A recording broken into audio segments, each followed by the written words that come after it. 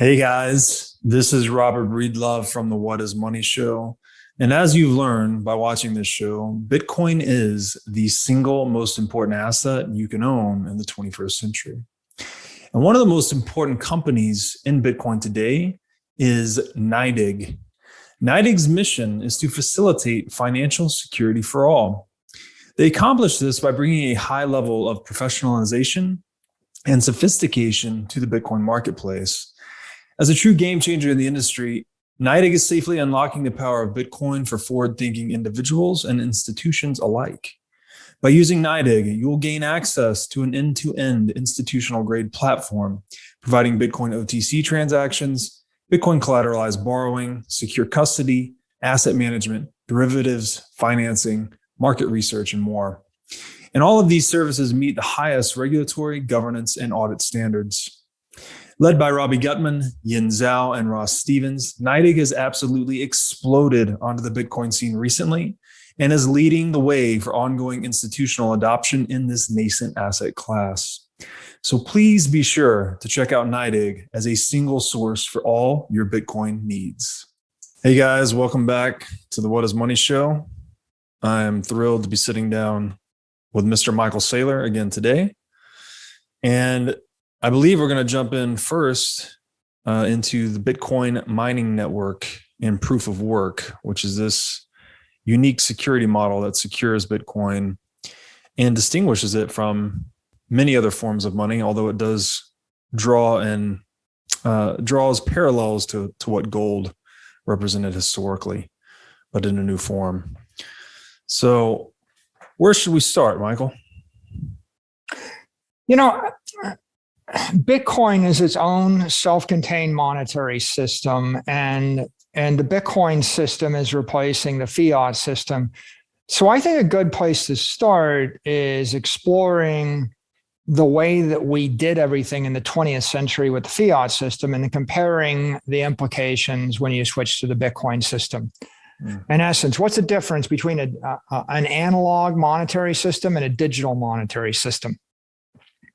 And I find it helpful to try to model the two. So if someone said to me, so what is Bitcoin doing?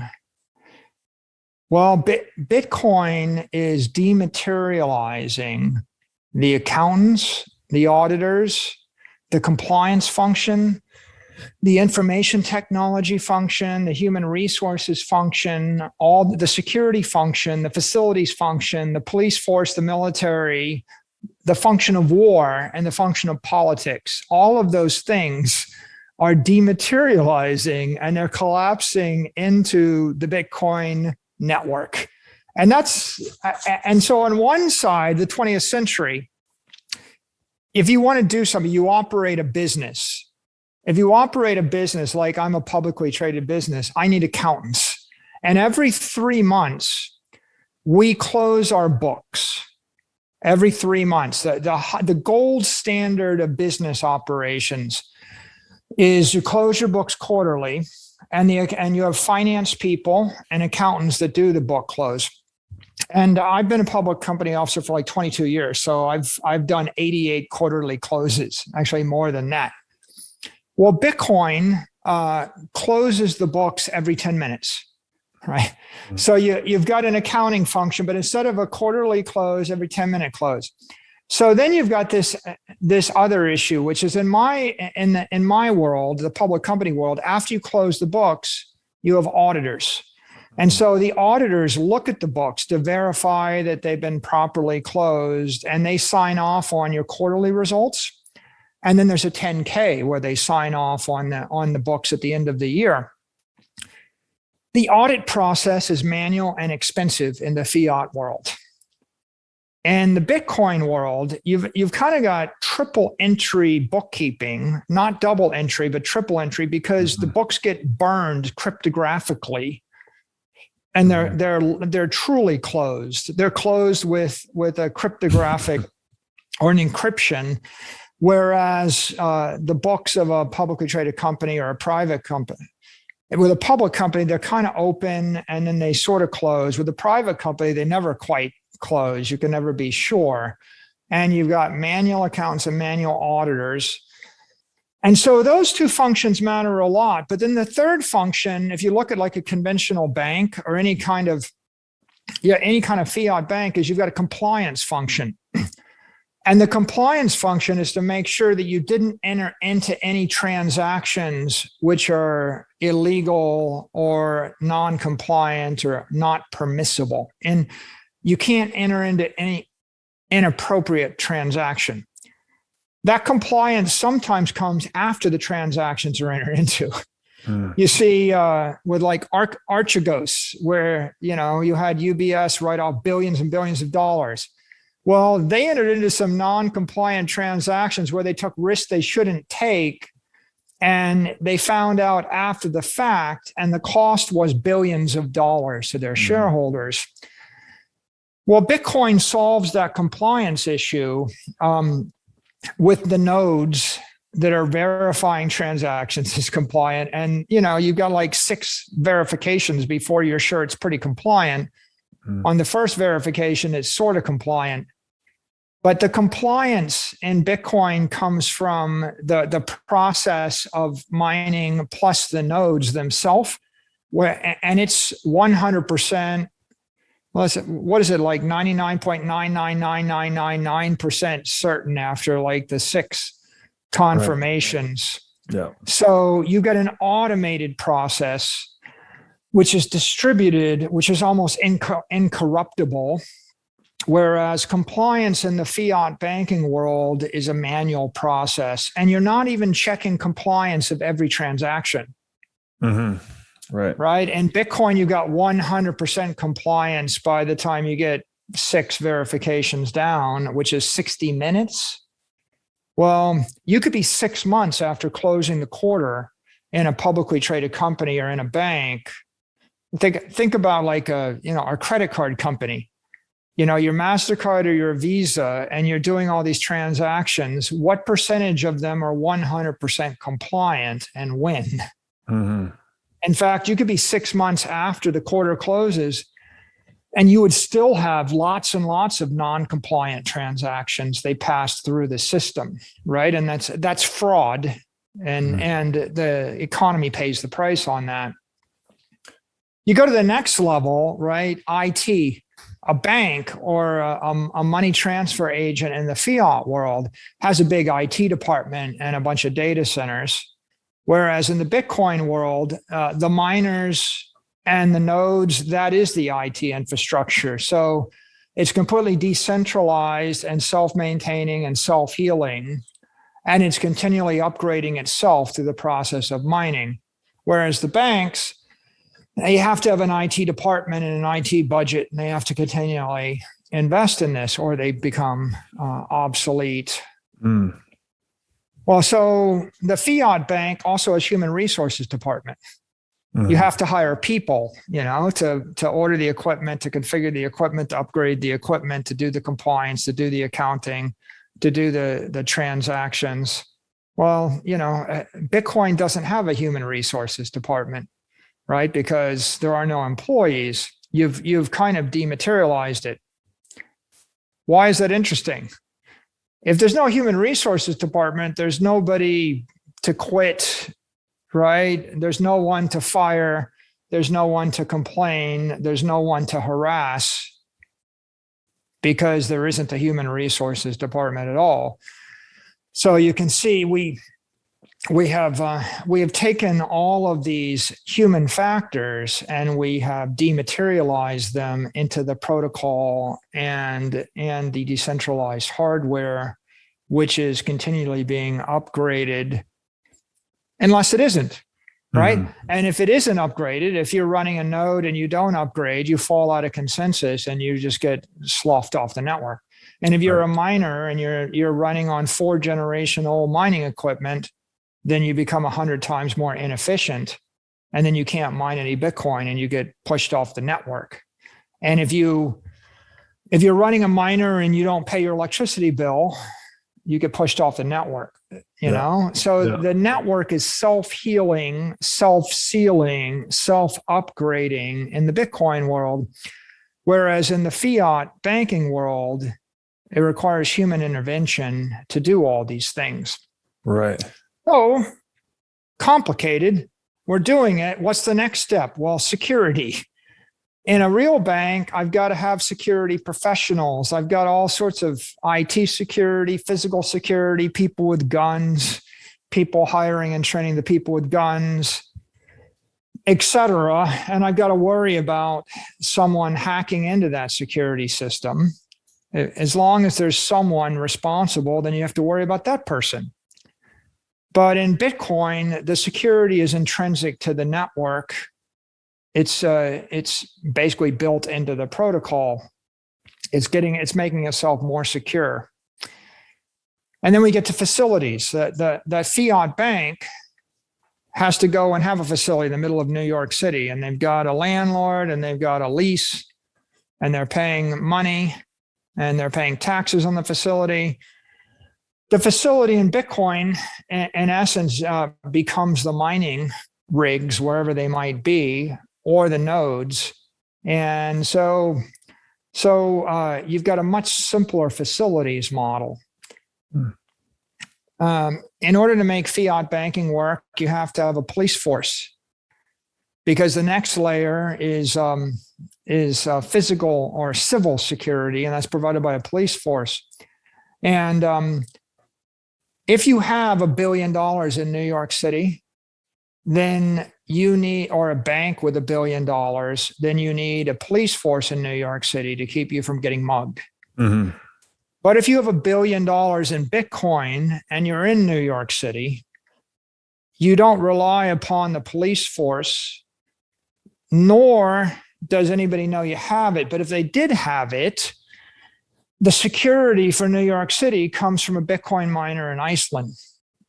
Mm. And so security is not co-located with the asset in the Bitcoin system. In fact, security is not related, or the word would be security doesn't scale, or it doesn't increase with the number of nodes of asset or the velocity of the asset in the Bitcoin system. In the fiat system, security becomes a big problem, because maybe you have $1 billion and you feel safe in New York, but when you go to Brazil, you don't. Right. Or you go to fill in the blank, whichever place it is that you don't feel secure in, at some point, you're required to rely upon the police protection as you cross jurisdictions. And that makes security heterogeneous and manual and expensive. And with Bitcoin, you have the same security on a cruise ship in the middle of the Atlantic as you have in a vault in the basement of JP Morgan in Manhattan, as you have on an airplane. And even if you're sitting, on a sailing boat in the Caribbean and 3 people have guns to your head, you've still got the Bitcoin miner in Iceland securing your asset. Right. And it's a negotiation. The Bitcoin is quite secure. It's more secure than you are. You have a physical security issue, but your financial security is the highest degree that anybody in the human race has ever had before. I think this is a great point, that the asset and security are disentangled or separate. Because that's a huge benefit to Bitcoin, is that it actually has kind of this non-locality property, where especially if you've properly custodied it, even if you've got the 3 guns to your head in the middle of the Atlantic, if it's in a multi-sig done properly, you're not going to lose custody of that asset. And even if they take you out, in theory, you have a inheritance or succession model behind that, such that the asset rolls on to your heirs or whoever you determine. You can't really do that with anything else. At least in a bearer asset form, you always end up trusting some intermediary to carry out your will. So that's something that makes Bitcoin very unique. Bitcoin is the apex property, and it's the highest form of property rights. It really is. It's the only thing you can take with you to the grave. And I joked about it. I was online going back and forth with Peter Schiff the other day. And he's saying, why would anybody ever want to have something for 100 years? You'll all be dead by then. And I said, well, you can take it with you to the grave, and he's like, well, you can take gold to the grave. And I posted an article on ancient Egyptian burial tombs.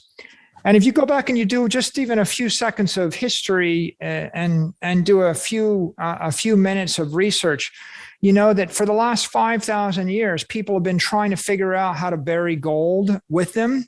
They've all failed. Right. 2,500 years ago, the Egyptians created pyramids and hid in tombs. They still had the tomb robbers. People would break into the pyramids. And the only reason that the King Tut had a treasure that lasted into the 20th century was because it was buried by a sandstorm and people didn't know it existed. His tomb, it was lost. But every other protected tomb with a treasure in it was raided and looted. Yeah. And if you pause and think about it a bit, and if you're really serious and thoughtful, what you realize is there is no form of property that you can have custody of while you're alive and after you're dead. And there is no form of property that respects your wishes after you're dead, other than Bitcoin. And Bitcoin, and the significance of that is not you need the money when you're dead. That's not the point. The point is much deeper than that. The point is, should you wish, for something to carry on, if you want a park watered for 100 years after your death, you have a method to ensure that takes place.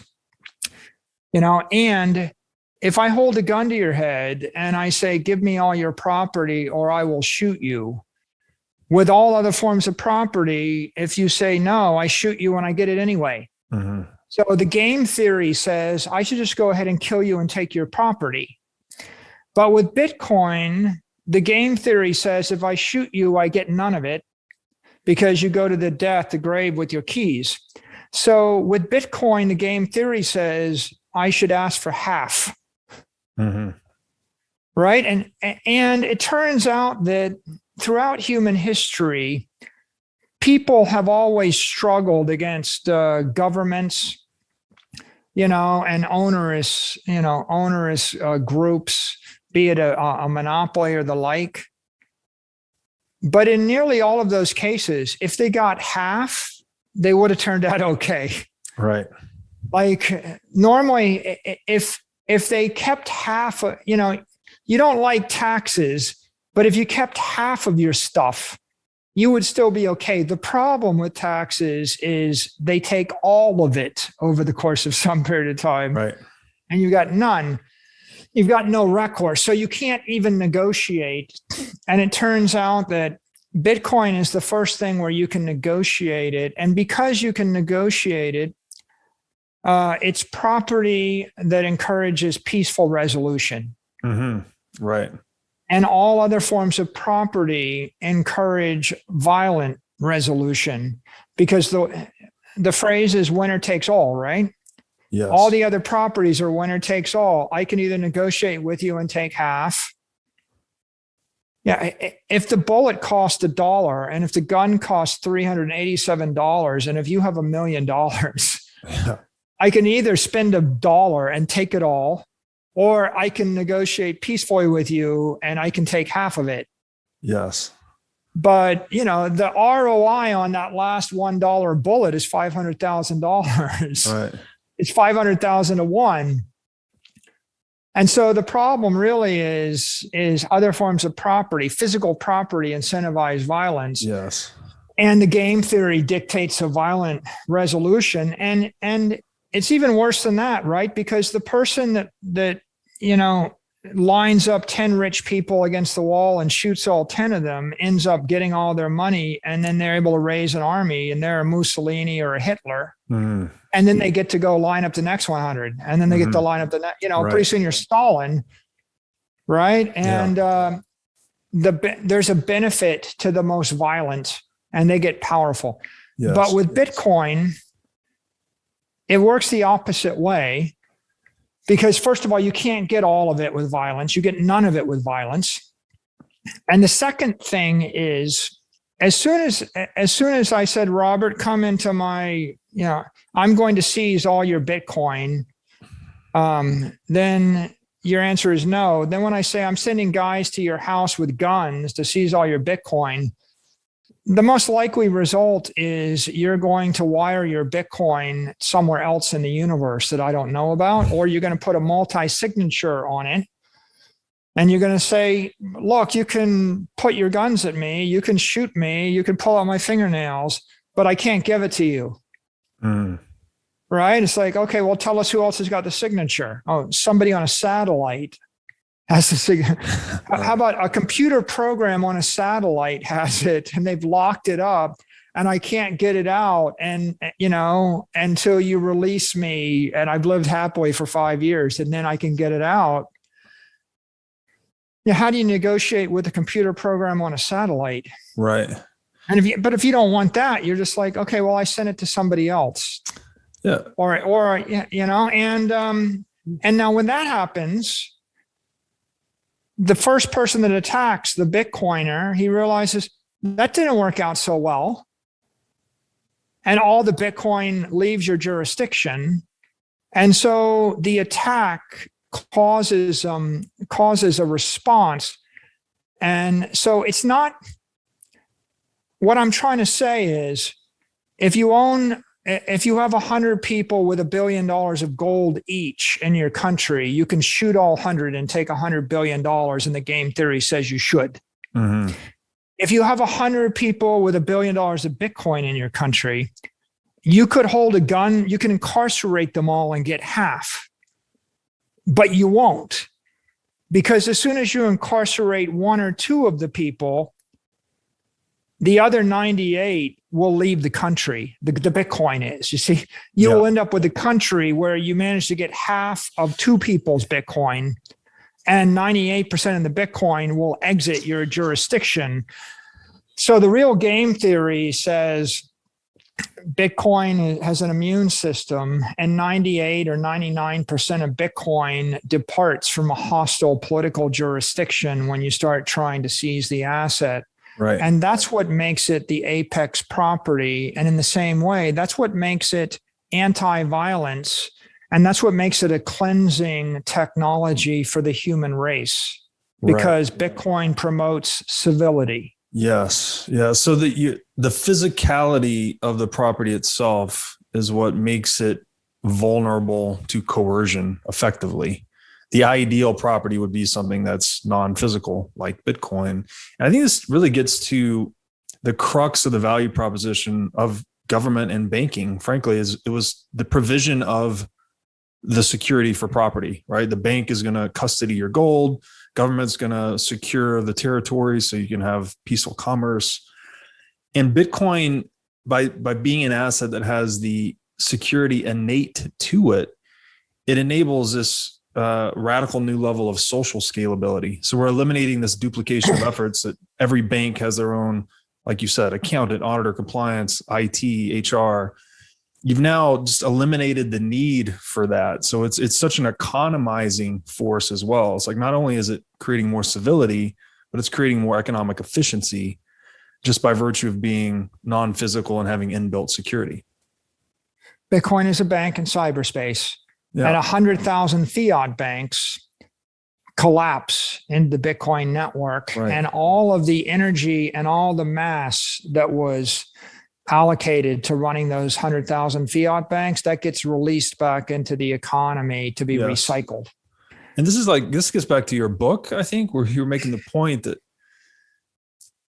to get rich in the digital age is like find a critical social function and dematerialize it such that it's an order or orders of magnitude more efficient. And Bitcoin is essentially dematerializing these critical functions of banks and governments, the largest institutions in the world. So maybe that's one lens to view the significance of its value prop. Yeah, I think so. And we haven't got to the best part, right? Which is, I mean, Bitcoin has dematerialized the accountants, the auditors, the compliance function, the operations function, the HR function, the facilities function, the security function of every single financial, business, money mover or bank. it's also dematerialized the civil police and municipal security function everywhere, where that function was there to protect property, all property policing. Now, the next thing is what happens when two countries disagree. So in order to protect your money, you need a military. And if you don't have a military, like, fill in the blank, right? Ask the Spaniards during the Spanish Civil War, or ask the French or the Polish people, during World War II. If you don't have a military, then you lose all your property rights. So the fiat system provides the geopolitical security via military, via war, and via politics. And this is where I'll make this interesting point. Bitcoin's the first multinational money. All the fiat currencies are national monies. Gold was a physical money. We replaced gold with fiat and with the banking system because we needed to move the money faster at a higher velocity, and we needed to build new applications on it. So the price we paid was a central bank plus fractional banks. But even so, every single money is a national money. And if you want it to work in the world over time, that you've got military, you've got the State Department and politics, and you've got war. And that's the real expense of the fiat system. The fact that every 20, 30, 40 years, you have to fight a war, be it World War I or World War II, or fill in the blank, in order to defend your property. So how does Bitcoin avoid that? Well, Bitcoin is a multinational network, and because it's challenging to locate the network. Like, you might be able to locate some of the miners, but some miners you can't locate. They're off the grid. And half of the nodes are off the grid coming through the Tor network. You don't even know where they are. So the network is running orthogonal to geography or national or political jurisdiction. It's in cyberspace. And that means that geopolitical disputes are settled in Bitcoin, but they're settled without war. So when one nation wants to tax a certain property, they can tax it. Maybe they can put a tax on a Bitcoin miner, but they will either put a tax that's so high that the miners shut down, and then all the mining relocates, or just the network just reconfigures, or they will tax the Bitcoin miners at a level where the miners continue and the network just adjusts. So you've got a peaceable resolution via the political process, and there really is no incentive that if I actually raised an army of 1 million people and I had atomic bombs, I can't use that to get your Bitcoin, right? And no one else can use it to get mine. So again, the violence, the transnational violence, is not really encouraged, right, with Bitcoin. And what we've done is we have taken a fiat system that was constructed to provide to make gold money faster, smarter, stronger, and done with the best technology of the 20th century. We have taken that 20th century model and we replaced it with a 21st century model, Satoshi's model, that makes money faster, smarter, stronger again. But in the doing of it, it's hard to understate how much inefficiency we eliminate, right? Yeah. Like if you replaced all the banks, all the money exchanges, and then half the police department and all the militaries, or half the militaries, take half of that entire fiat system that's meant just to protect fiat money flows, take it away, and then what you realize is that Bitcoin is providing that monetary system that does something better, 1 million times cheaper, right, It's Yeah. to say it's 1,000 times cheaper might be an understatement, but it's at least 1,000 times cheaper. It's a massive crystallization or a collapsing to a lower energy state where you're able to provide 1,000,000 times more security, and you can move money at the speed of light, and you can make it 1,000,000 times smarter, and you can do it like 1,000,000 times cheaper. Right. All of those things at the same time. So I think that in itself is like, it's like inventing cold fusion, right? If I could yes. take a sugar cube and I could split the atom and I could figure out, or I could take this bottle of water and I could run a fusion reactor on it that would power up the entire, civilization for a year off the bottle of water. That's what it will do to the human condition. Yes. That kind of breakthrough technology. Yeah, it's such a massive reduction to scarcity. And that's really the pretext for war, is people fighting over scarce resources. And if there's one universal, I think it's, human beings could agree that war is a bad thing. It's the most uneconomic activity we can possibly engage in. You're mobilizing capital to go and destroy capital, and clearly destroy a lot of human life as well. And I think this is a good way to look at it, is that war in the 20th century, at least, this was the violent mode of reaching consensus on property. Like, to decide who owns what, countries would raise armies and go to war and draw the lines on the map and say, this is mine, that's yours. And Bitcoin is this alternative mode. It's a peaceful mode for reaching consensus. It's like a peaceful alternative to war in a lot of ways.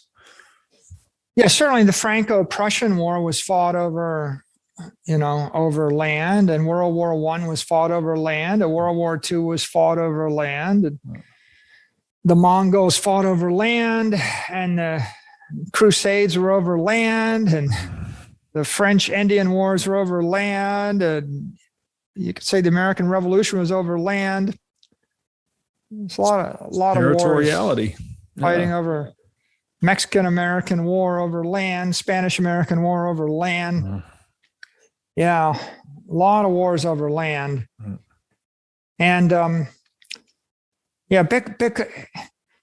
if half of the money in the human race was in Bitcoin instead of in land, then the property isn't the spoils of war.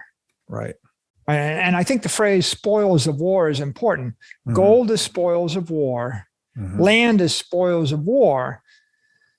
Bitcoin, digital property, is not spoils of war.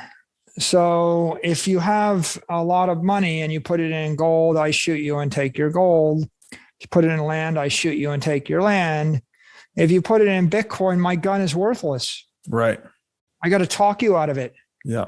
Or you have to serve, right? You have to serve the customer, provide a valuable service to someone that's willing to pay you for it. So it's the spoils of peace instead of war. And once you understand it like that, you think, why would I want to store my time, energy, or my life's work in something that's a spoil of war? Exactly. Right? Why wouldn't I want to store all my life's work in something which is a spoil of peace? It's just better every way.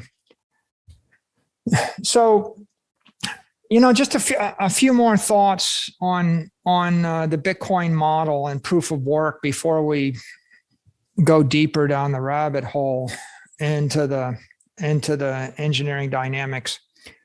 So the proof of work model. The proof of work model is I do a bunch of work with energy. I generate a bunch of hashes. I try to solve the problem. I solve the problem, and then I claim the reward. I get paid for my work. The work that the Bitcoin miner is doing is somewhat uncertain. There's no guarantee that you'll actually win the block. But somebody is guaranteed to win, right? What you've got is a bunch of people vying for the energy in the system. Every day, 900 Bitcoin get mined, a bunch of transaction fees get paid. All the Bitcoin miners are competing via honest work to win their share of that energy. And so the other part to the Bitcoin system is the difficulty adjustment. So as more miners enter and as the hash rate increases, the difficulty goes up. So you could think about difficulty as a protocol for competition, and the proof of work algorithm is the protocol for work. So another way to say this is the Bitcoin network rests on competitive work.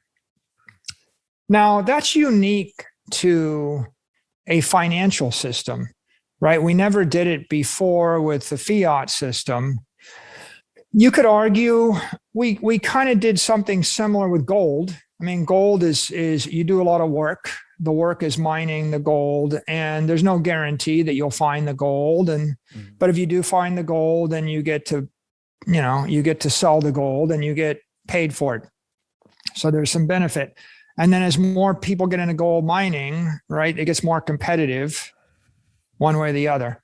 So gold is a little bit like this, but I think that the more interesting idea here is that work and difficulty in Bitcoin feel a lot like the work and the difficulty in capitalism. Mm-hmm. So Bitcoin is a microcosm of capitalism. Yes. If you look at every single industry, what is the industry? Well, I work in this industry. I work really hard to win customers, and I get paid. There's no guarantee I'll get them. If I launch a restaurant, my restaurant may fail, but it may succeed. If more people set up a restaurant, then it gets harder for me. Maybe the market will grow, maybe it won't. I don't know. There's uncertainty, there's competition.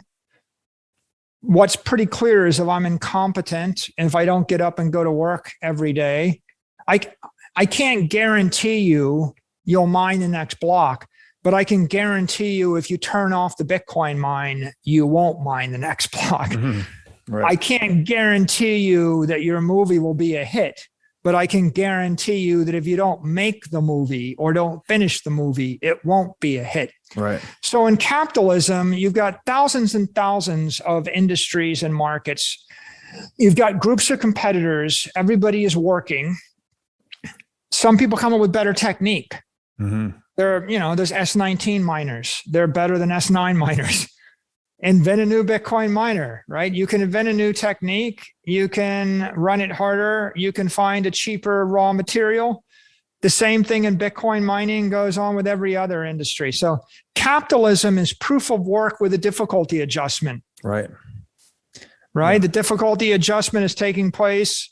Try launching your own mobile phone company in the year 2021 against Apple Computer. The difficulty has gotten pretty high. And this is so key because that's a great way to look at it. The profits that emerge from a successful entrepreneurial venture, that actually draws in more competition, right? If you're generating 30% profit margin, other entrepreneurs come in to try to feast on that profit margin. That is the difficulty adjustment in capitalism. The industry then becomes more competitive. It becomes more difficult to succeed. And then the opposite is also true. If you start generating losses, you actually expel competition. People go out of business. So it's so interesting to look at it that way. I've called Bitcoin in the past kind of a fractal of the free market. Like it's its own little free market that imposes free market principles at large. Bitcoin is modeled on capitalism. You could say that Satoshi was creating a competitive, honest work system to allocate the responsibility for the network and the rewards of the network. But you could also say it's modeled on like a classic engineering control system. It's a first order negative feedback loop. Right. And if you look at the way that any aerospace, airfoil, any airplane, any control system, any ballistic system, any targeting system works, you have these control systems, and then you've got servo mechanisms and cybernetic mechanisms. And it's like, I try this, I miss, I adjust, I try Yeah. again, and you get a negative feedback in order to in order to converge. The negative feedback of Bitcoin is the difficulty adjustment, and the control parameters. It's trying to converge on one block every 10 minutes Right. to stay on schedule. It's not unlike an autopilot. If you're trying to get from point A to point B over the course of 100 units of time, Yeah. and you've gone one minute and you want to get there in 100 minutes. If you're behind, you check, you go faster. And if you're ahead of schedule, you check and you go slower. Right. Because you want to end up doing 100% of the work in 100 minutes. And so there's your negative feedback loop. You'll find this is built into thermostats. Yeah. It's built into autopilots. It's built into all sorts of things in the engineering world. And it's built into every capitalist market. Now, I'll make one more point. Bitcoin's based on capitalism. Capitalism is based on nature. Where else do you see an example of work and difficulty? Right? It's like hunting. Yes. I'm a predator. I get up in the day. I hunt. Is there any guarantee I will get anything? No. What happens if I don't hunt? There's 100% guarantee I will starve. Yes. What happens if I do hunt? Maybe I will be the best hunter and I will catch the gazelle. Maybe I will get unlucky and someone else less worthy than me will catch the gazelle. Right. There is uncertainty. Maybe I will catch all the gazelle and there's no more gazelle and I will have to change my parameters. So in nature, the prey, the predator are in this constant equilibrium. All the plants, all life forms, they're all working. What are they working to do? To capture energy from the ecosystem. Yeah. The trees are trying to get the sunlight, right? The prey are trying to eat the leaves of the trees, right? And the predators are trying to eat the prey. Yeah. And the difficulty adjustment is, if all the giraffe eat all the leaves of the trees, then only the giraffe with the longest neck can reach the leaves that are left. And all the other giraffes with the short neck starve to death. Yes. That's the difficulty adjustment. Yeah. Right? The difficulty adjustment is the slowest creature or the unluckiest creature gets eaten. And that's good. But the next week, all the wolves have to catch creatures that are faster than any creature they've ever caught before. Right. Right. Yeah. And vice versa. So you've got continual feedback and evolution and survival of the fittest in nature. Could we And say that's what we that? call life. Could we say that the difficulty adjustment actually makes Bitcoin the first money in history that is adaptive to human action? And then if you're looking at it through this Darwinian lens, I think he said something to the effect, it's not the smartest, fastest, most intelligent creature that survives. It's the one that's most adaptive to change. So this, Bitcoin benefiting from this, whatever you want to call it, Bayesian inference or the OODA loop, it's constantly adapting to its environment. That's why it outcompetes all other forms of money. The word that rang through the halls of MIT when I was there was adaptive control system. You want to build complicated things. You want to go at the speed of sound. If you want to go faster than human beings can perceive, you have to build an adaptive control system because human beings can't do it, right? Right. Yeah. Tesla's trying to put it into their, Tesla autopilot, right? The adaptive control system. Yes. So the cornerstone of most human advance is some kind of adaptive control system. Yeah, you could even say probably the Google people with their AI, they're building adaptive control, via AI, machine learning systems that are learning and adapting and evolving, all based on feedback. And the whole principle of training of neural nets is just feedback. Right. Training network. I train it. I show you this and I tell you that's good. No, I show you the next thing and I tell you that's bad. Right. And then the more the training set gets bigger and the more training I do, the faster I learn, assuming I've got that, training to modify environmental fitness constantly and continuously. So Bitcoin's proof of work network, but what is it really? right? It's an adaptive control system for money. And maybe it's the first adaptive monetary system. So it's alive. And what is it adapting? What is the control function?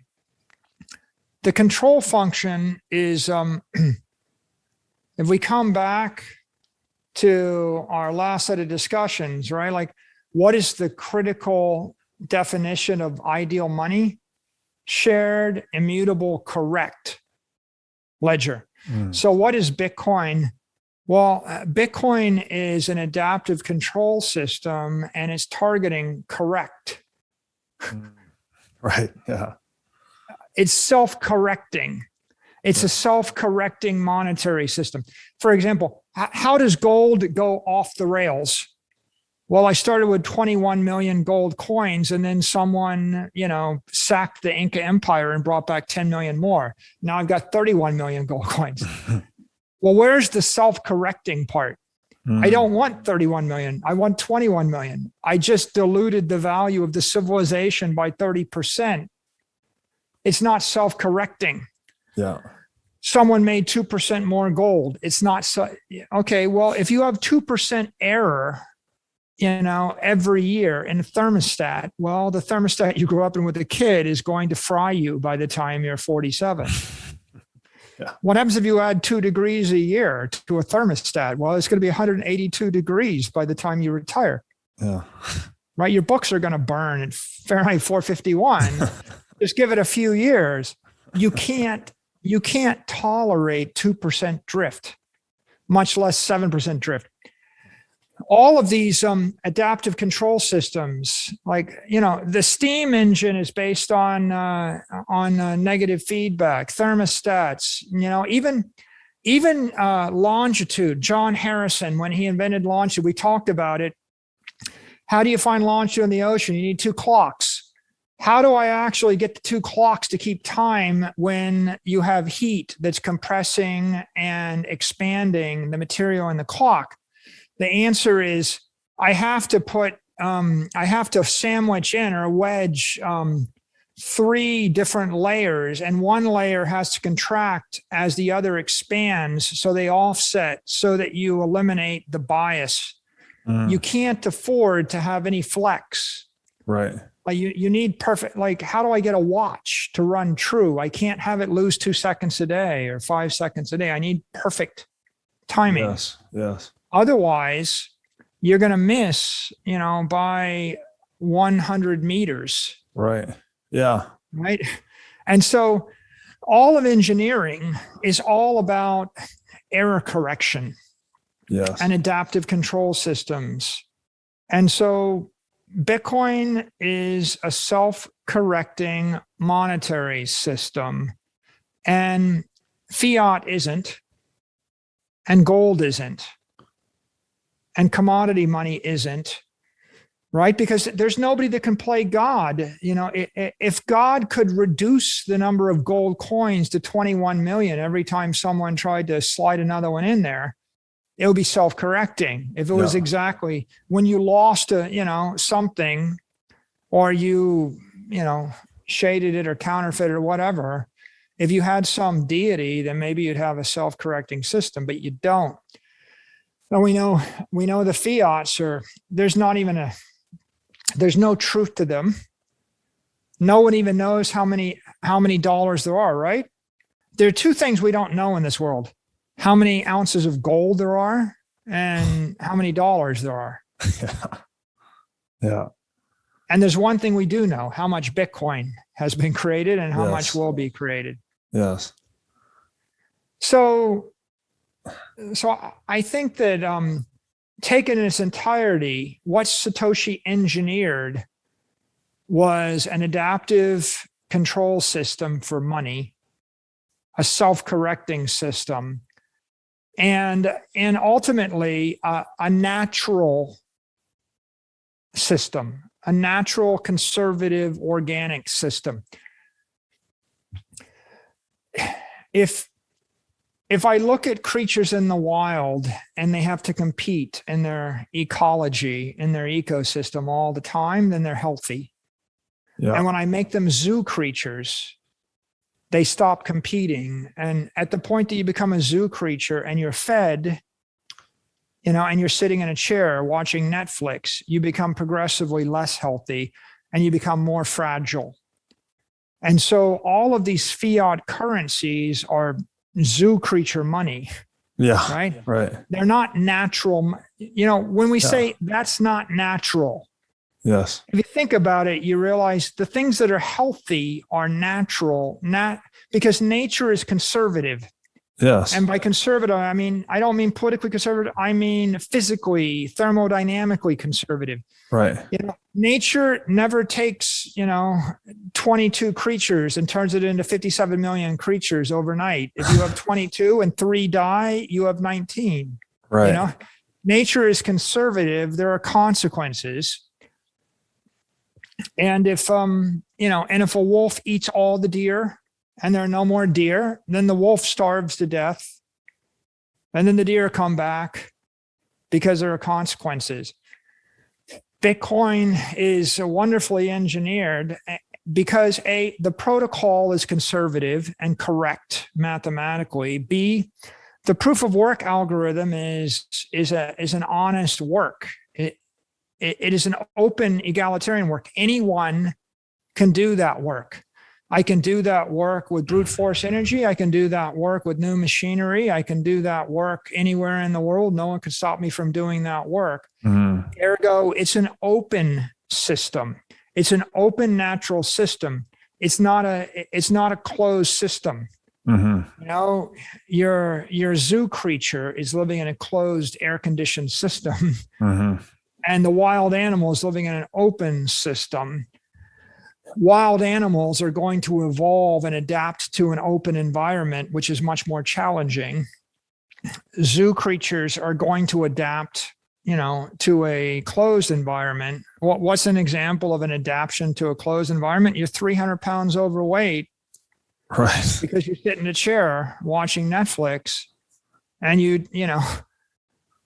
There are no fat predators. Yeah. Yeah. Right? So this is then maybe the commonality between life and Bitcoin is that each is really just a survival strategy at the end of the day, right? Your DNA is the collective lessons of your survival strategy across history. And, it's kind of like an organic blockchain, I guess, if you will. And Bitcoin is just this survival strategy for money. Life is that strategy propagating through flesh. Bitcoin's propagating through code. And both of them are error correcting their own behavior, right? Life is intelligently figuring out what it needs to do to advance itself, to extend its DNA into the future. And Bitcoin is adapting to human behavior to extend itself into the future. So it's not just an analogy. I think that we say this thing as a digital organism. It feels pretty damn close to true.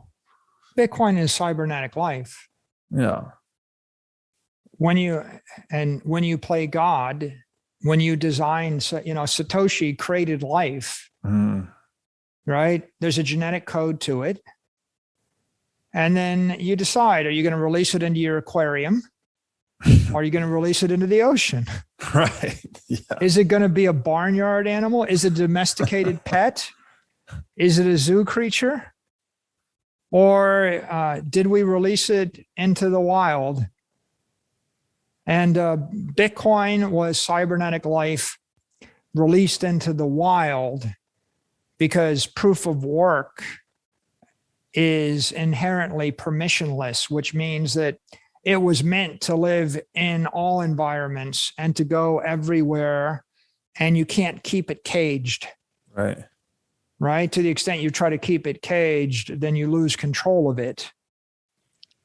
There are other forms of cybernetic life that have been designed not to go in the wild, like a proof of stake system. Yeah. Right. A proof of stake is more like a barnyard animal or a zoo creature. You've designed a domesticated pet, which, is kind of toothless. Yeah. And maybe it's got pretty feathers. Yeah. But it was never meant to live in the jungle. Right. It's like that would be no fair. It would be no fair. It's like that. Yeah. let that loose. It was kind of a domesticated creature. This is such an apt analogy too, because that is the only way fiat currency survives is through these layers of legal insulation. If you put fiat currency in the wild, so to speak, and let it compete on its own merits, it would immediately collapse to anything, to gold or Bitcoin. Yeah, fiat is another example of domesticated money. Yeah. All right, guys, that was episode 13 of the Saylor Series. And we continue going deeper on Bitcoin, this time really focusing on the different business functions that Bitcoin dematerializes, and starting to dive into proof of work and how deeply connected this is to nature and capitalism. So I think the first point that came up in this episode was that Bitcoin is actually a new mode of human organization. You could say this, it's kind of like the first decentralized company or business, if you will. And what you have is this ingenious blend of, incentives, business operations, energy, really production. So, Bitcoin's getting mapped onto energy assets to actually monetize energy production, but also enabling that to be distributed widely, right, via Bitcoin itself as a surrogate for the energy necessary to produce it. And so, Saylor makes this brilliant point that proof of work monetary network is effectively dematerializing virtually the entire political stack that we're accustomed to. And this is why Bitcoin, I think, is so hard to grasp, is that it is truly this first principles disruption to money. But the second, third, and higher order repercussions of that are that it causes a reconfiguration in all of the institutions that we're accustomed to dealing with. And so, he starts out, we're really focusing on the administrative function. So the accountants, the auditors, the lawyers, ultimately even the regulators. This technology enables something Nick Szabo wrote about called social scalability.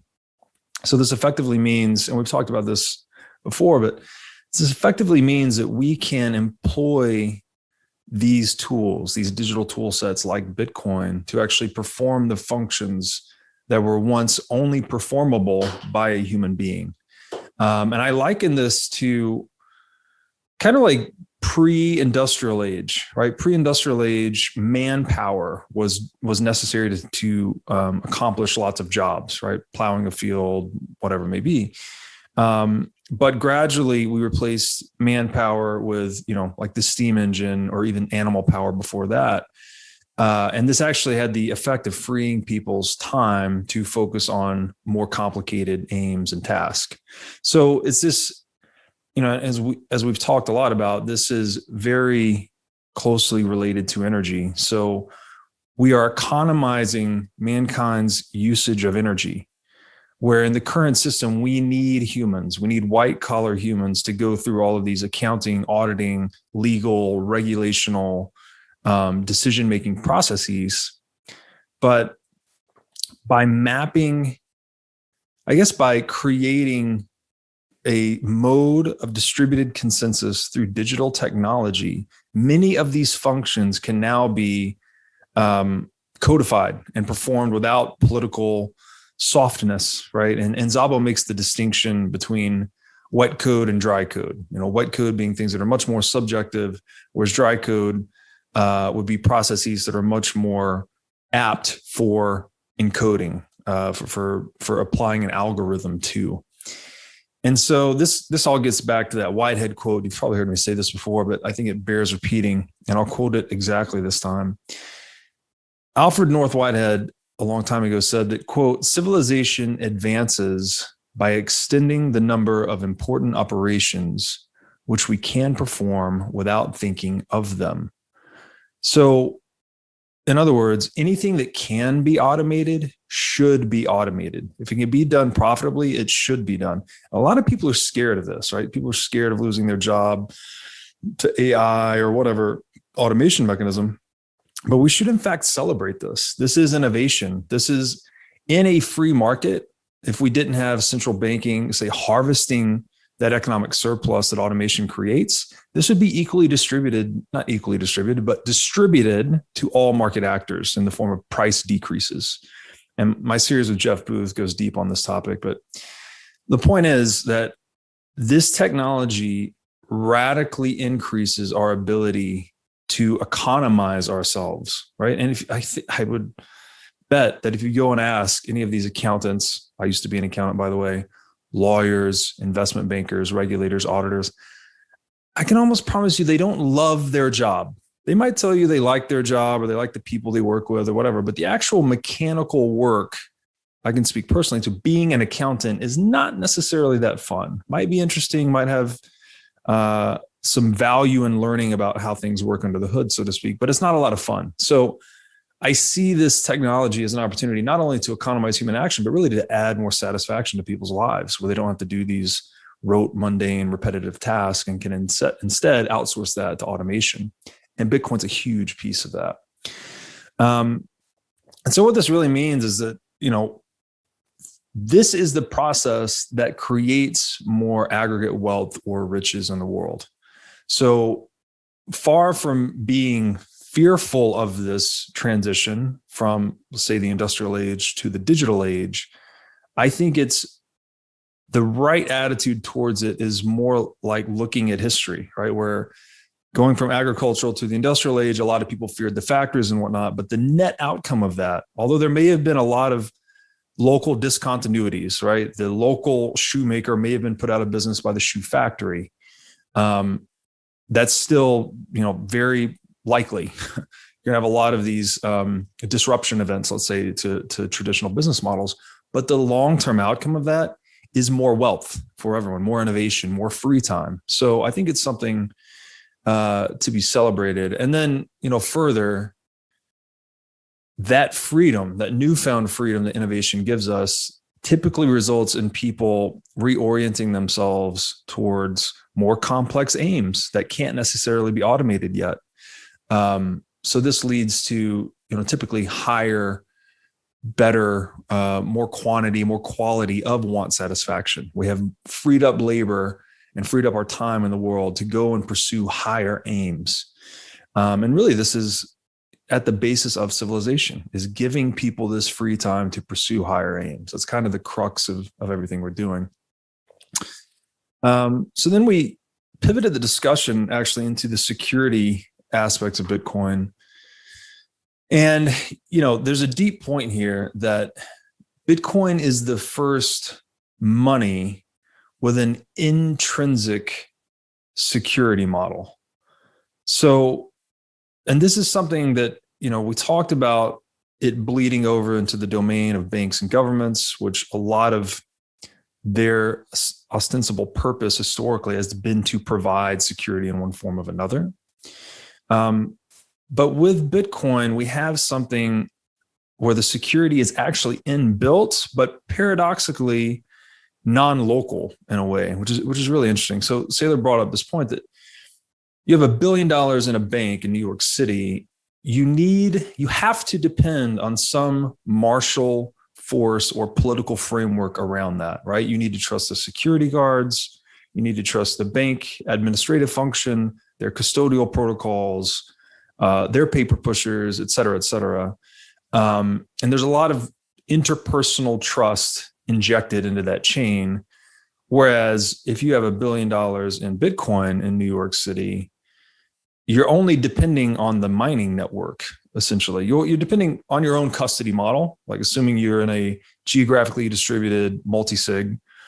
The first layer of security is non-local. Your custody is non-local. No one can take it from you. And then the base layer of security, let's say, is the mining network itself, which is everywhere, right? It's everywhere there's a Bitcoin miner plugged in the world. So you get this interesting security model that's non-local to the asset, and the custody model can be similarly non-local when done correctly. So this isn't like you've stuffed a bunch of gold in your pocket and you are now a single point of failure, right? One guy can mug you and take your gold. you're able to distribute the custody in a way that makes it very theft proof, very resistant to attack. And then the mining network itself is really just premised on individual market actor self-interest. So it's one of the most reliable functions we can identify in the marketplace. So I guess the punchline on this, I would say, is that the decentralization of Bitcoin enables a deep specialization in network security.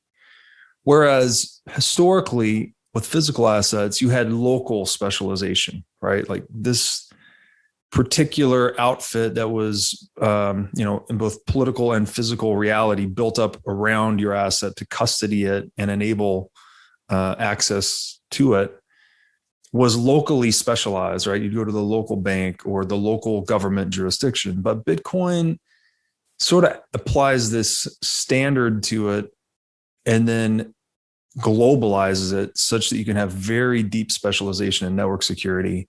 That's basically just, all the things capitalism aims to be in the sphere of services, which is cheaper, faster, better, more accessible, et cetera. So, and Saylor mentioned this, that he had a little spat with Peter Schiff about being able to take Bitcoin with you to the grave.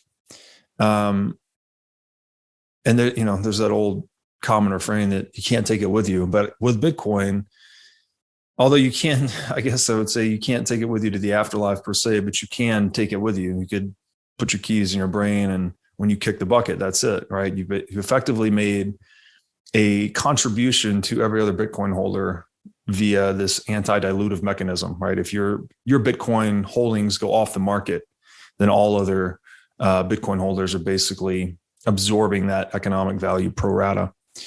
But further and more nuanced to that point, and Saylor spoke about this earlier in the series, is that Bitcoin actually allows you to project your willpower beyond your own life. Now, this is a very formative area, but you could, in theory, fund a certain smart contract to release funds over time based on certain criteria. And I think the way you described this earlier in the series was like creating a digital monument or a state in cyberspace that's somewhat self-sufficient, where you don't actually have to depend on the legal and political framework to carry out your wishes after your death, but you can do something that's a little more customizable and efficient, frankly, and reliable, because you can actually strip out a lot of the counterparty risk or the human element.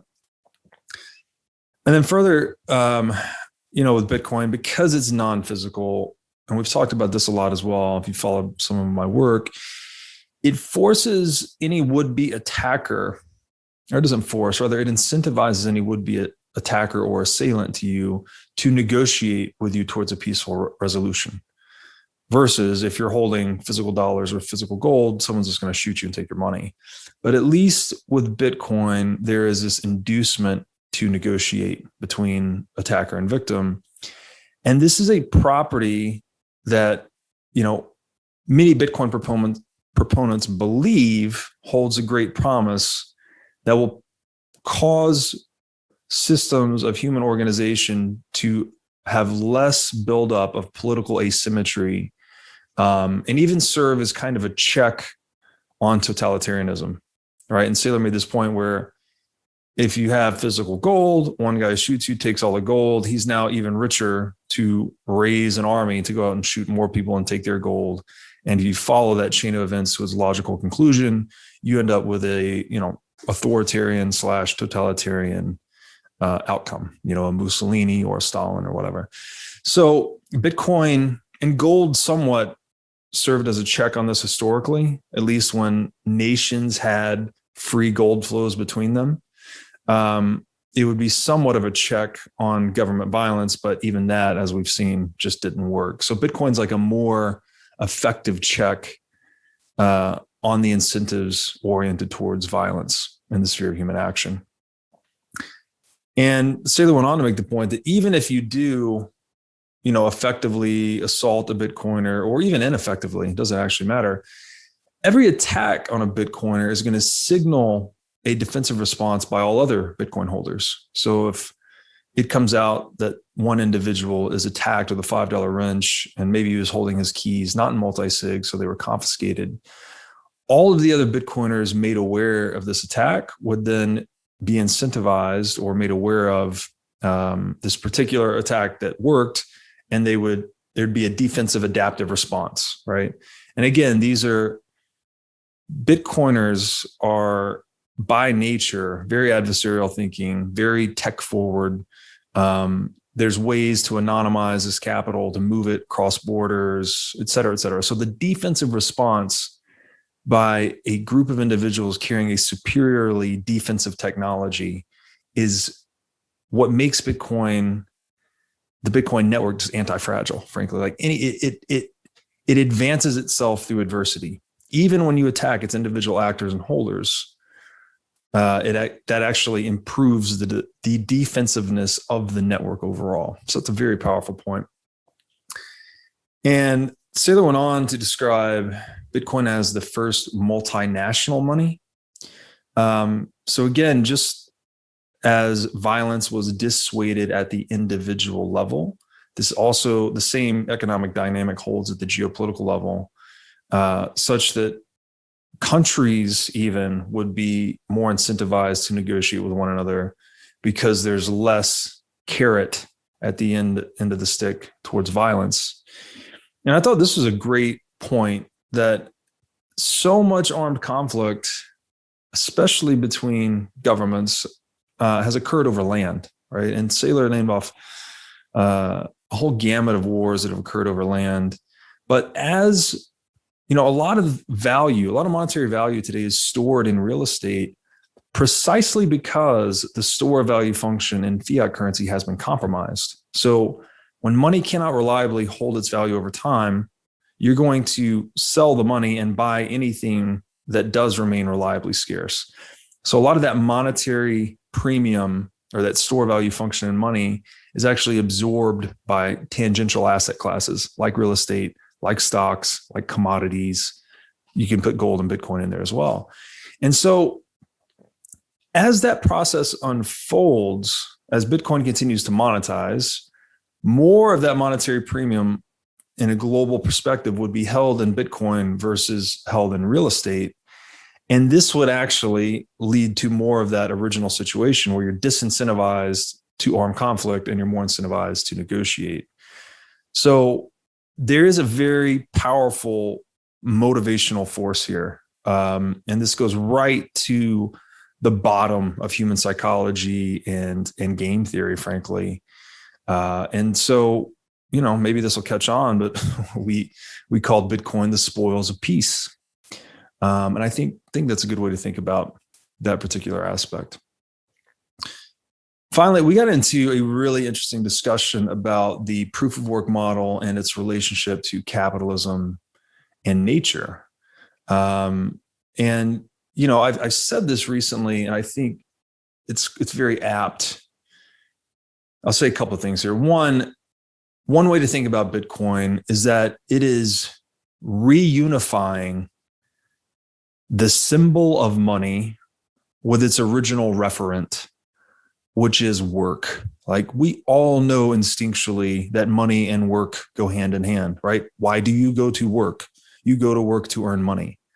You earn money, why? To pay for the work of others, right? This is just, money and work are the same thing. And this points directly to the free market emergence of gold, right? Gold was analog money premised on proof of work model.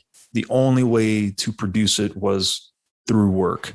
And in fact, it was the hardest thing to produce, which is why it became hard money, right? That's what it actually means. So the other way to think about this is that work is the only thing humans cannot counterfeit.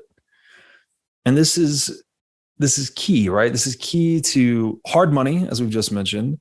This is key to entrepreneurship, right? The only way you're going to make it in this world, and you're going to convert a vision that you have, or a prediction, or converting what you think you can see the future in a way, or the way the future could be in a way that others can't. The only way you can convert that into reality and create a successful business is through work, right? The extremely hard work of entrepreneurship. And anyone that's ever been an entrepreneur will tell you this. It's one of the hardest activities you can engage in as a human being. And it's premised on proof of work. This is also fundamental to economics, right? We're constantly trying to figure out how to convert our work energy, which is to say our labor, into greater results. So we're working to devise methods, procedures, and forms of capital that actually amplify the returns on our work. So once again, we have more free time to go and figure out more ways to solve other problems, and so on and so forth in a virtuous cycle. So work is like so fundamental to all of this. Money and work are so fundamentally connected. And if you look at fiat currency through that lens, it's intuitive that it's nonsensical and it blows up and it goes to zero, right? You could ignore, or for now, you could just set aside all of the historical empirical cases of that very eventuality unfolding where fiat currency hyperinflates and goes to zero, and just look at this deep connection between the work necessary to earn money and the work that it lays claim to, or is a call option on, to speak more accurately. Fiat currency is produced with essentially zero work, right? This is a central database in the United States instance at the Federal Reserve. It's an SQL database at the Fed. It's a one node network. If they want to create more money, you just make one entry to the database and it's updated. You have allotted yourself a higher proportion of the total money supply at the expense of all other dollar holders. There's no work involved. So of course the system is corrupt. And we don't have to go down that avenue of conversation. I think I've said it enough, but basically if you had a machine that you could use to print money ad infinitum, you would absolutely do that until the machine broke. I think that's pretty obvious. And so I actually consider work to be something really fundamental to life. There's this great G.K. Chesterton quote that a dead thing can go with the stream, but only a living thing can swim against it. The entire universe, actually, this defines the arrow of time in the universe. I think this is the second law of thermodynamics, that the universe tends towards greater entropy, which is to say greater disorder or randomness. And life is the only thing that cuts against that. We actually we're anti-entropic. So we're converting the entropy that we encounter in nature into useful order. And this is a really deep idea. It's biblical. It gets into thermodynamics in scientific age. So it's important, right?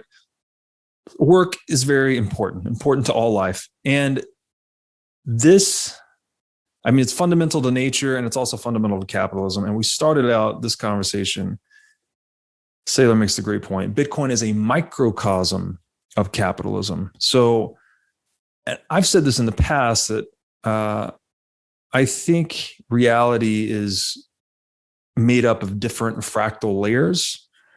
And basically a fractal is the geometry of nature. So you don't see a bunch of squares and circles and triangles in the world. You see a lot of jagged, self-similar patterns. And Bitcoin has this free market that it is itself, its mining network is a free market.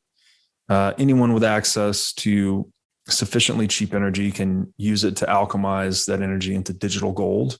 There's free entry and exit to the marketplace. The competition is centered on a defined rule set. So there's not a, governing body, you would say. It's the actual nodes choosing which rules they want to run, which is guided by individual self-interest.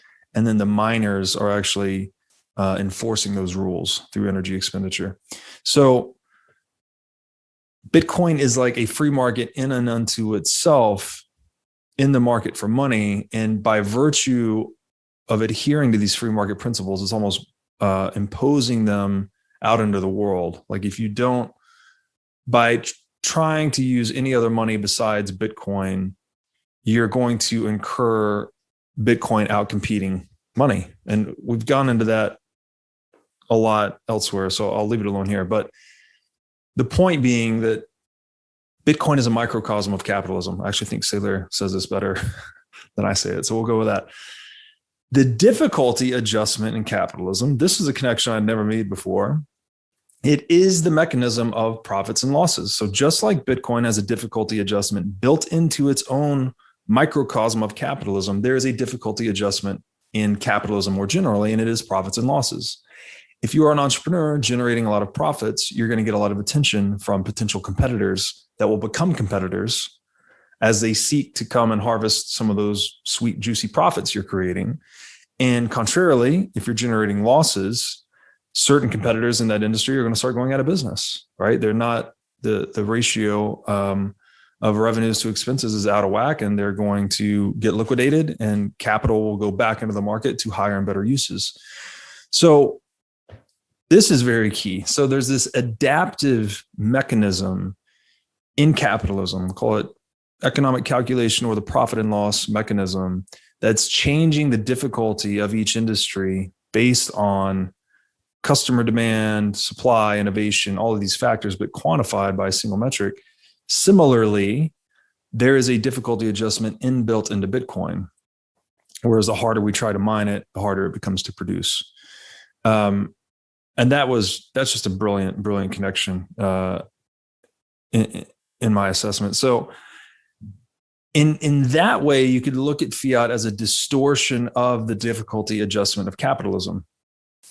Because again, you are corrupting the medium through which these profit and loss signals are propagating, such that entrepreneurs cannot tell whether these are actual consumer-driven wishes, right? If the price of homes is going up, does that mean consumers want us to build more houses?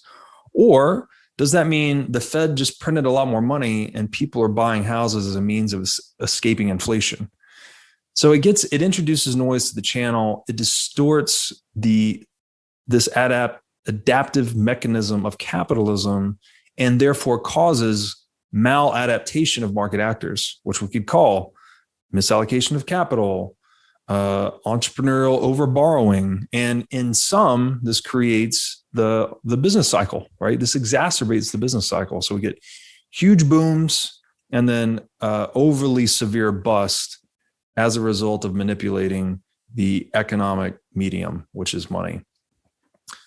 And so this, instead of working, again, back to work, what does this do to the incentives? This incentivizes people, instead of working to make, this incentivizes business models and market actors to position themselves to be on the take, right? To be rent seeking, to be deceiving, anything to try and get near, or even like to politically position yourself nearer the fiat currency spigot, which in a functional central banking system is basically just an infinite wellspring of stolen wealth, right? It just, new money keeps coming out of it, and you are able to benefit with little to no work, right? Just as a result of your political positioning.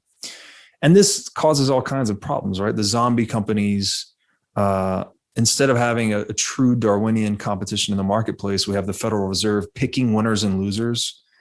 It just doesn't even make sense. It would be as if, in an NFL football game, right? The Packers beat the Patriots, but then the NFL commission comes in and says, nah, we're going to let the Patriots win this one. We're going to give them 10 extra points.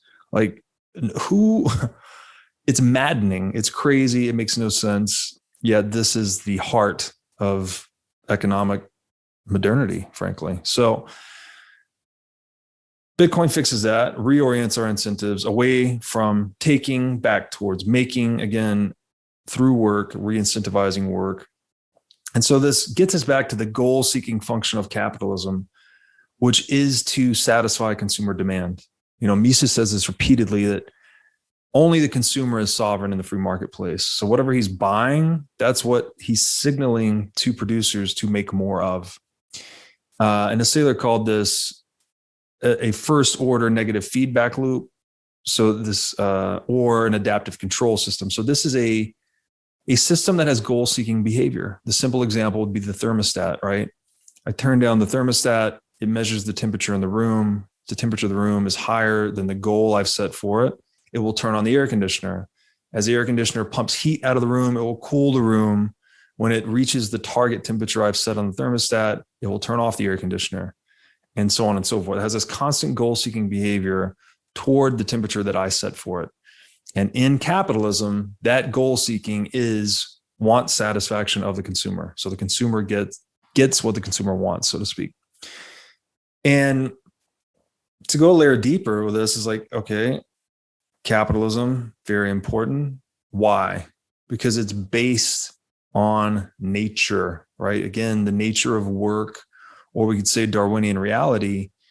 And this is another way to look at this, right? We said Bitcoin's a microcosm of capitalism, but if we invert it, we could almost say that looking at it through a natural lens, Bitcoin outcompetes every other form of money precisely because it is adaptive, right? Again, this is Darwinian. Life forms are constantly iterating themselves, their survival strategies to be more fit to their environment. Bitcoin accomplishes this through the difficulty adjustment. And if I take it one step back here, so we talk a lot about capitalism versus socialism. You could even say socialism has this capitalistic dynamic to it. It has a moral camouflage where, the Marxist credo is from each according to their ability, to each according to their need. Sounds, beautiful and poetic, but what it was actually doing was camouflaging the true intent of give the state more power to be a predator on the citizens, which are the prey, right? They actually preyed on the property, frankly, of the citizens. So Bitcoin, by being this free market money, it empowers people that have been preyed upon via taxation, via inflation, regulation, any asymmetric imposition of someone else's opinion into your life. Bitcoin gives those people that are being, again, economically preyed upon this ability to be impenetrable or resistant to the opinions of others. And that's very important because it puts us back into this domain of capitalism where if someone cannot get value for themselves by imposing their opinion or their willpower upon you, then they're only left with the option of doing something productive, right? Again, back to what Mises said, honoring the sovereignty of the consumer in the marketplace. So Bitcoin is just a total transformation of the incentive system back towards free market principles. And fiat, it's a zoo animal, as Saylor says. It's a closed system. It needs insulation to survive. It actually has to be insulated from competition. There's a famous Greenspan quote about this where he said, basically, any effective store of value would have to be illegalized to keep fiat currency relevant. And, nature and Bitcoin, these are thermodynamically conservative systems. So they're conserving of energy, which is a principle we observe in reality, right? This thermodynamic reality operates according to conservation laws, right? Energy can neither be created nor destroyed. Fiat is just the opposite of that, right? It's just constantly bleeding energy. It's an instrument that's designed to trade energy or time, but it's constantly has this error rate or loss or leakage. And it just doesn't make any sense, right? There's no other system in the world where we would tolerate the standard, right? If you think of money as like the standard of economic energy or time, however you want to call it, it's constantly being depreciated through someone else's opinion. It just doesn't make any sense at all. So the commonality here is that both life and Bitcoin are these self-correcting adaptive control systems, given that adaptivity, right? So if I can hold Bitcoin, I have the most adaptive, superior, apex money there has ever been. I am now immune to the predations of others just by virtue of using Bitcoin, holding Bitcoin, being a Bitcoiner insulates you, or not even insulate, that's maybe a bad word. It gives you the competitive features necessary to disregard the predations or the attempted predations of others, right? If I hold Bitcoin, I don't have to worry about what the Federal Reserve does. I actually want them to print more money because I'm holding an insurance policy on dollar depreciation by holding Bitcoin. So, and Saylor said it well, there are no fat predators. So when everyone's having to compete to earn their food and their energy and their sustenance, there's no room for laziness or complacency or, parts of yourself that aren't useful, right? So like, again, you wouldn't be a fat predator. It just wouldn't make sense. Natural selection would not favor a fat predator. So Bitcoin it gives people that have been preyed upon the ability now to have this predatorial power and money, right? Just all Bitcoin needs to do is maintain a supply cap of 21 million, and it becomes a predator on fiat currency, because as people are taxed harder and harder through inflation, they are naturally going to seek inflation-resistant money. And Bitcoin has perfected inflation resistance. So I don't know if you call it a predator necessarily. It's more like a black hole where people will just voluntarily adopt it by virtue of being coerced everywhere else. So it's a really interesting way to look at it. But the difficulty adjustment to Bitcoin does make it something that's really hard to disentangle from life, right? Like, where do we draw the line? This is an adaptive system interacting with human life, coordinating human action at scale, outcompeting legacy institutions. And, I think Saylor said it well when he said Bitcoin is cybernetic life. And it's a form of life that cannot be caged, which is really important, because if it could be caged, it would be caged to insulate fiat currency from being outcompeted. So I thought this was a super interesting discussion. I love the connections between capitalism and nature.